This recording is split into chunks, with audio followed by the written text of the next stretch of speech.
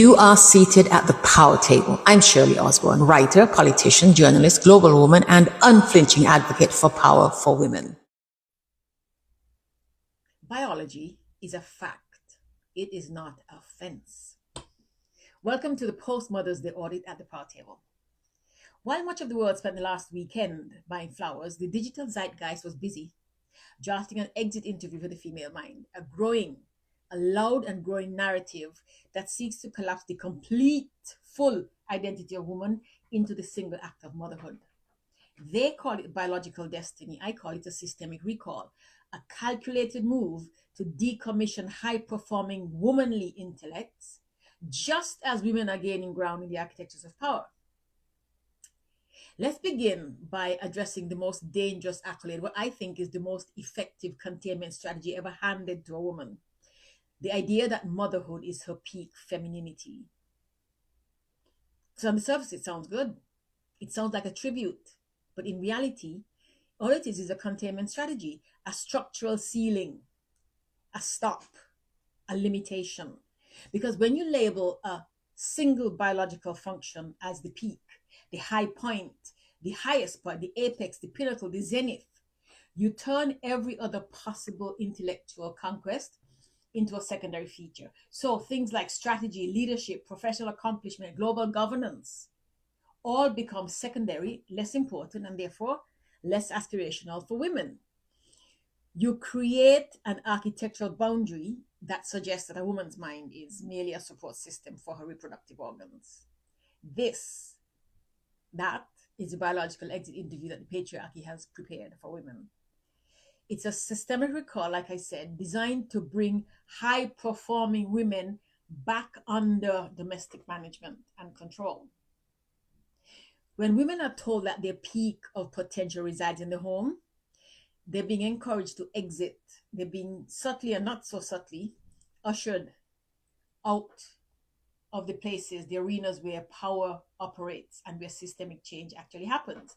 They're being excluded from human activity, human advancement. They're being shoved into the shadows and erased from sight, as is clearly the case. It's what's being done in Afghanistan and increasingly in the United States, for example.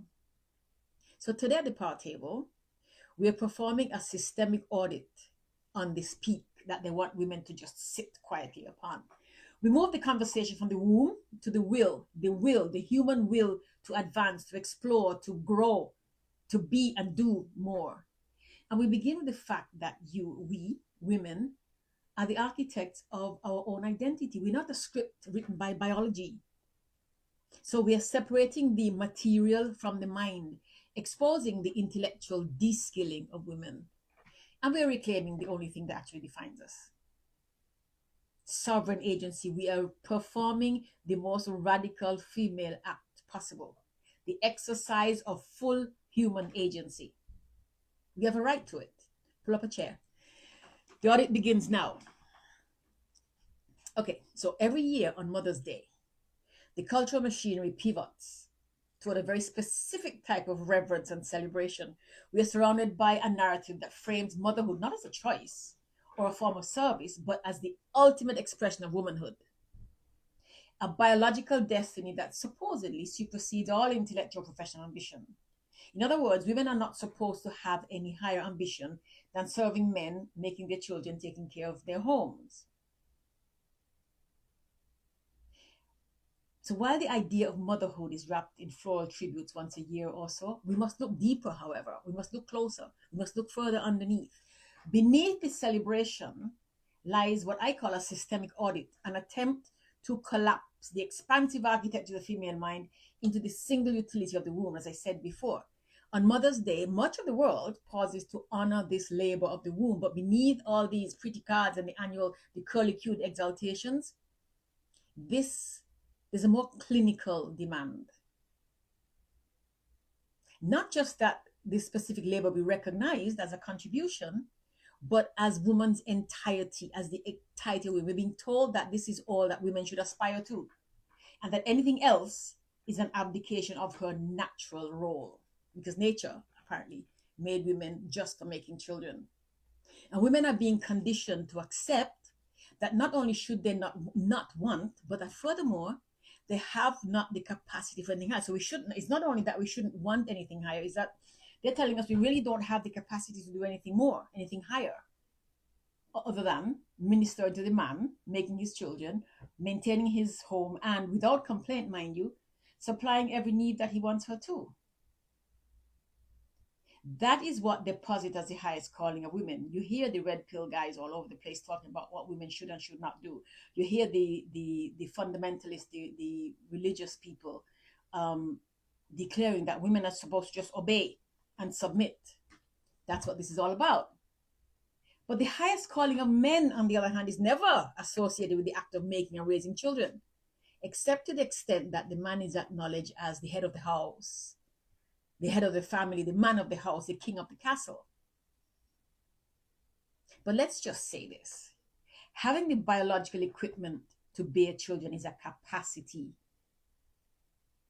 Kind of like having legs is a capacity for walking. Having legs does not mean that your destiny is to run marathons to the exclusion of all other activities that you could do with your legs or with any other part of your body. Just because you have legs doesn't mean you should be running a marathon at all, as a matter of fact. So to argue that a woman's brain, the most complex structure in the known universe, is merely a secondary support system for her reproductive organs is an intellectual regression. It's a fallacy, an illogic, a false premise. It's a demonstration, to my mind, of deep intellectual and spiritual ignorance, or just rank stupidity. To say that a woman is defined entirely by her reproductive capacity is to say, for example, that an architect is defined by the bricks or the steel or the mortar that she uses to construct a building. It confuses the material with the mind that directs, that manipulates the material, which clearly is not a demonstration of any intelligent thinking. It is an attempt to mothball, wrap up, and put away the female mind. But women are not a collection of parts designed for a single output. We are a collection of parts designed for many things. We are architects, strategists, thinkers, writers, engineers, scientists, whose biology, like I said, is a fact, not a boundary. It's a foundation, not a jail cell. And motherhood is part of womanhood. Part of womanhood. It's not the totality of womanhood. And motherhood is part of being female. It's not the totality of our contribution as females. Because the truth is that motherhood is a choice. It's a choice, a profound choice of stewardship. And it's a choice granted by the fundamental right of every human being to bodily autonomy and sovereignty. The choice to do what you want with your body when you want. It's a choice that is granted to every human being. Every woman is born with it to use if and how and when we please, notwithstanding the malice of the men who are agitating to deny us this right for their own nefarious ends, not for our well-being at all, obviously.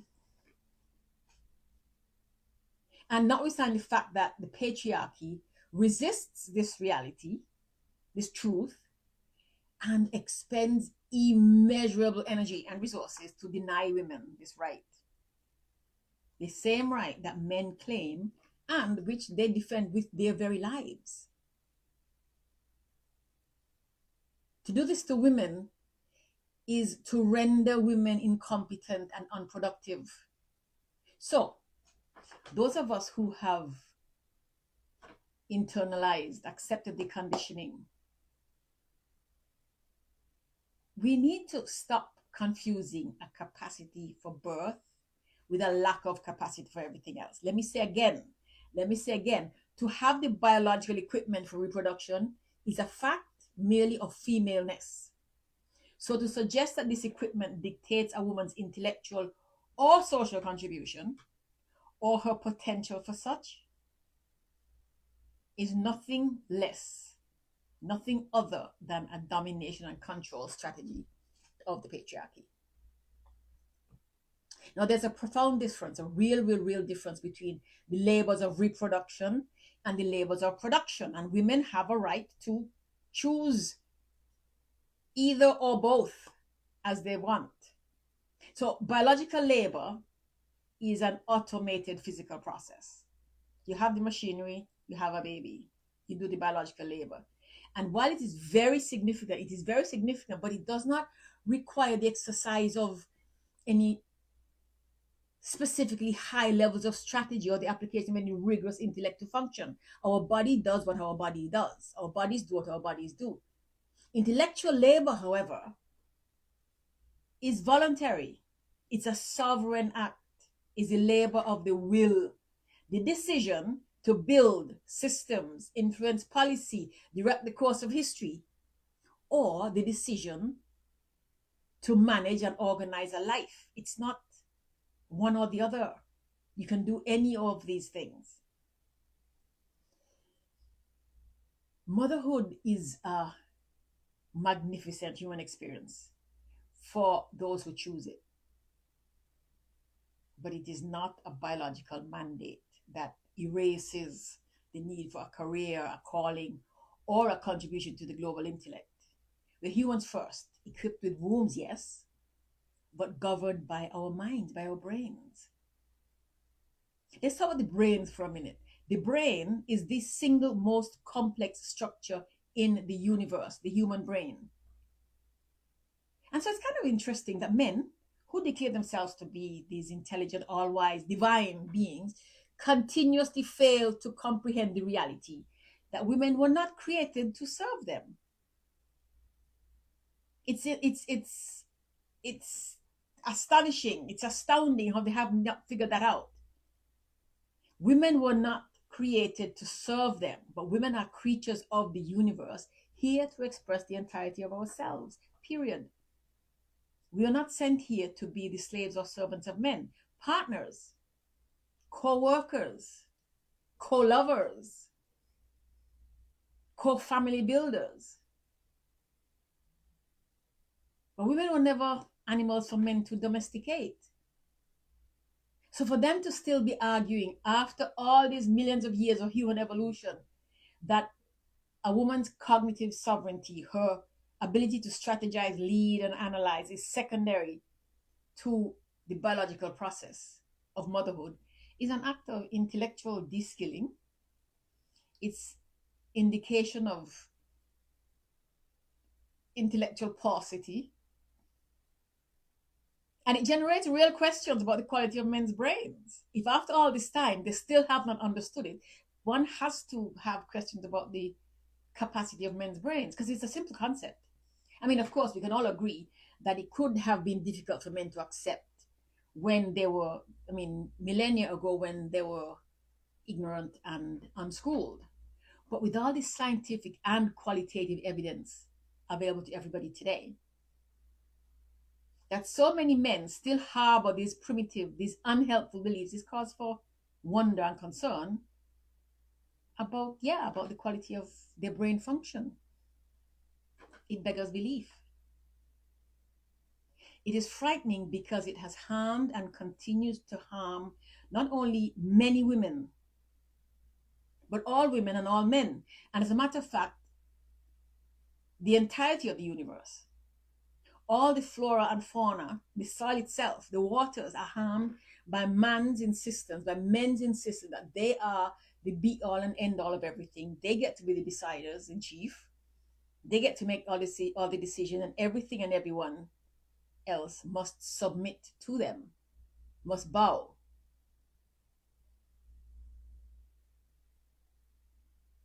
And that women don't count for much and should contribute to the universe only that which they men allow. And that which they allow is, the system of patriarchy wants to allow, is only the procreation of other human beings and the caretaking of the men themselves. And all of this solely as a means to further the goals of men, because women are not supposed to have these goals.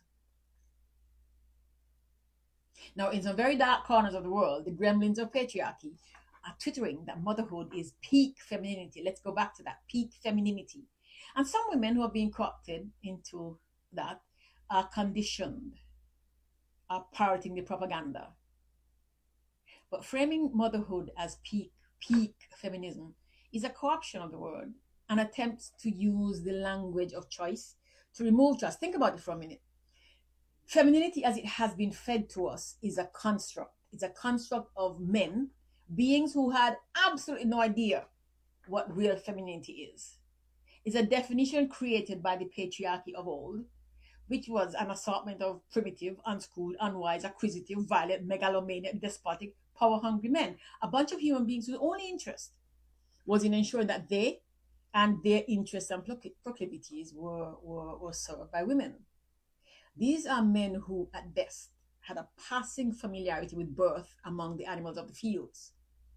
Men who considered women akin to the beasts of the field, alive only to serve them, men as their masters. And these men fully and unconditionally dismissed the notion that women, female human beings, also in possession of a brain, made up of the same substance, having the same capacity as theirs. They dismissed the notion, not out of ignorance solely, not entirely out of ignorance about women, because they had seen women at work by then. These are the men who had fought and killed women to acquire this power, to engender and institute the patriarchy.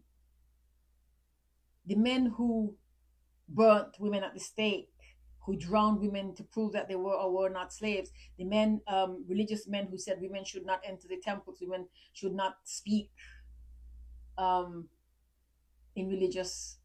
in religious ceremonies, definitely not lead. The men who destroyed the covens, the men who destroyed the temples that women had built. They dismissed the notion of women's capacities precisely because of women's powers and capacities. They knew full well the capacities of women, but they needed the diminution. They needed the diminution to be true, to fit their domination and control worldview. And they expected it to be proven true just because they said so. But true femininity is not found in the fulfillment of a predetermined script. It is found in the intellectual rigor which is required to define oneself. It's found in the sovereignty of choosing one's contribution, how one wants to contribute to the world, whether that be raising a child, running a corporation, or auditing the very structures of power that seem to limit us, running a country, leading a country, being an artist. So what we must do is dismantle the idea that femininity is a passive surrender to biological defaults. If we are to define peak femininity, let it be this: the exercise of full human agency. Let peak femininity be the exercise of full human agency. Real sovereignty is the power to define one's own utility. So when destiny is dictated by biology, it doesn't peak anything. It is a predetermined script that serves a specific economic and social architecture, and women have a human right to sovereignty, despite the machinations and the stupidity and the cupidity, actually, of certain species of men. We are humans first, women. We are governed by our minds, not our mandates, not our biological mandates. So the most radical and feminine thing a woman could do is to refuse to be contained by this narrow logic of her own biology, and instead take her place at the table of global thought, fully present, fully intellectual, and entirely by choice. Again, women are humans first. We're equipped with wombs, yes, but we are governed by our minds and our brains. So every year, when we honor the labor of mothers, let us also honor the sovereign intellect of the women who perform it. Let's not allow women to be limited and delimited and constrained and constricted by the dictates, the needs of the patriarchy, but rather by women's capacity to contribute to human living, by women's unbounded capacity to contribute to human living. Thanks for pulling up a chair at the power table. If this conversation lit a fire in you, hit subscribe, leave a review, and share it with someone who needs to hear it. Remember, patriarchy won't dismantle itself. So don't just listen, join the movement. Join me, Shirley Osborne, at the power table every week. Subscribe, share this episode, and come find me on Substack or Patreon for exclusive events and deeper conversation. Links are in the show notes. Until next time, keep claiming your power. Together, we're building a different kind of power. Take good care.